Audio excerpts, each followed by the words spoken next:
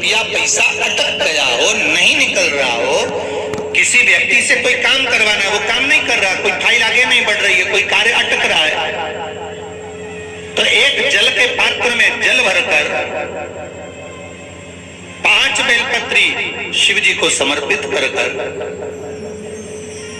कुंदकेश्वर महादेव का नाम लेकर एक सफेद पुष्प बेलपत्री के ऊपर जो शिव जी को चढ़ाई है उस पर समर्पित कर जल जो लेकर गए हो, अपनी उस कामना को कर कि मेरा ये कार्य अटक रहा है, ये कार्य नहीं हो रहा, कुंदकेश्वर महादेव का नाम लेकर धीरे धीरे जल की धार चढ़ाइए। और एक बात हमेशा याद रखना, फिर निवेदन कर रहे हैं, अच्छे से समझ लेना, शंकर जी पर जब जल चढ़ता है, शिव जी का जब अभिषेक होता है, शंकर जी पर जब जल चढ़ाया जाता है, दूध चढ़ाओ, जल चढ़ाओ, कुछ भी चढ़ाओ, पर एक बात का स्मरण अपने जीवन में होना कि इतने ऊपर से मत चढ़ाना कि जल चढ़े और छींटे आपके ऊपर।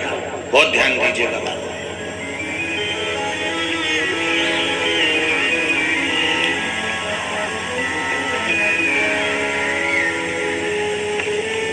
यहां तक वर्णन करा गया है कि शंकर जी का जल चढ़ा हुआ जहां से बहकर जाता है ना, उसको लांगा तक नहीं जाता।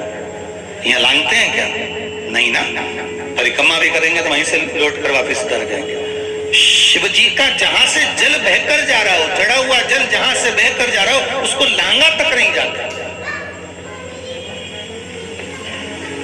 और कई लोग बड़े बड़े आनंद में शंकर जी पे इतनी ऊपर से जल चढ़ाएंगे तो वो छींटे पूरे अपने ऊपर आना चाहिए, शरीर पर आना चाहिए। नहीं नहीं, उसका दोष है, मारा उसका दोष है।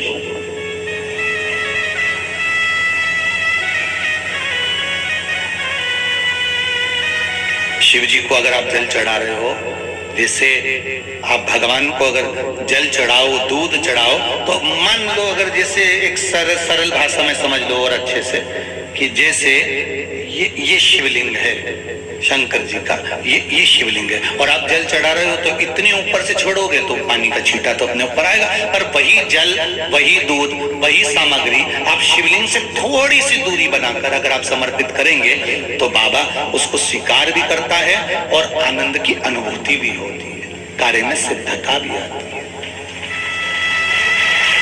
कार्य में उसकी सिद्धता। अब तुम तो ऊपर से छोड़ रहे हो जिससे वो पानी तुम्हारे ऊपर ही आए, तो वो एक अलग प्रसंग है, वो एक अलग विषय। बहुत ध्यान देना महाराज, भगवान को कभी भी कोई भी सामग्री, जैसे भगवान के मंदिर में अगर फूल चढ़ाने जा रहे हो, भगवान के मंदिर में अगर पुष्प समर्पित करने जा रहे हो, तो फूल का मुख अपनी ओर नहीं होना चाहिए। फूल का मुख कहां पर होना चाहिए? जम के बोलो जरा, भगवान की ओर।